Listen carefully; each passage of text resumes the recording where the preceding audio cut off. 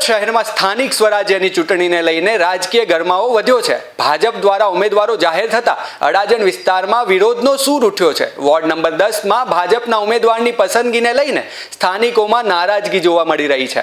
સ્થાનિક ઉમેદવારને બાકાત રાખવામાં આવતા લોકોમાં રોષ ફાટી નીકળ્યો છે।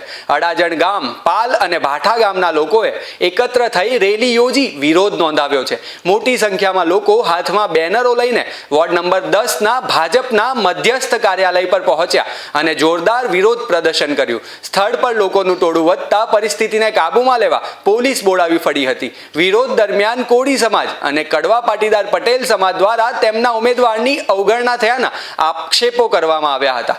સ્થાનિક લોકોએ ચીમકી આપી હતી કે જો ઉમેદવારને બદલી નહીં કરવામાં આવે તો આશરે 25,000 લોકો મતદાનથી દૂર રહેશે। પરિસ્થિતિને શાંત પાડવા માટે પૂર્ણેશ મોદી પણ કાર્યાલય પર પહોંચી સ્થાનિકોને સમજાવવાનો પ્રયાસ કર્યો હતો।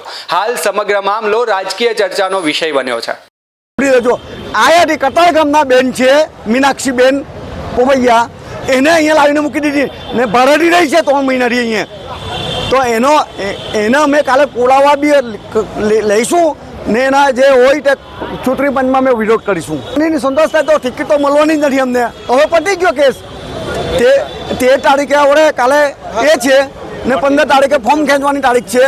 તો અમારો કોઈ આવવાનું જ નથી। અમારો બરાબર છે તો અમે વોટિંગ નથી કરવાના। નરેશભાઈ મોહનભાઈ પટેલ ભાજપ કાર્યાલય પર ઉભા છે અને અમારો કોળી પટેલે ટિકિટ નહીં આપી, એના માટે અમારો સખત વિરોધ છે અને અમે ભાઠાપાઠ પર કોઈ પણ મતદાનના દિવસે મતદાન કરવાના નથી।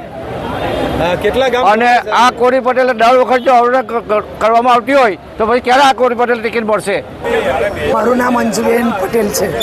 કઈ જગ્યાએ શું વિરોધ છે? દરજી મોહલ્લામાં રહીએ છીએ અને આ વિરોધ એ છે કે આટલા વર્ષો થયા અમારા ગામમાં ચૂંટણીમાં આગળ હોય છે, પણ એવું હોય છે કે આ વખતે અમારા ગામના કોઈ બી ઉમેદવારનું ફોર્મ સ્વીકાર્યું નથી અને પરગામવાળાને ઉમેદવારમાં આપ્યું છે। એટલે અમારા બધાનો વિરોધ છે કે ગામમાં આટલા સરસ છોકરાઓ છો, ઉમેદવાર આટલા સરસ ભણેલા ગણેલા હોશિયાર છે, તેમને આપવી જોઈએ ટિકિટ, પણ તેને એક ટિકિટ આપી નથી અને બધાને માટે આપે છે। એટલે આ બધાનો વિરોધ છે।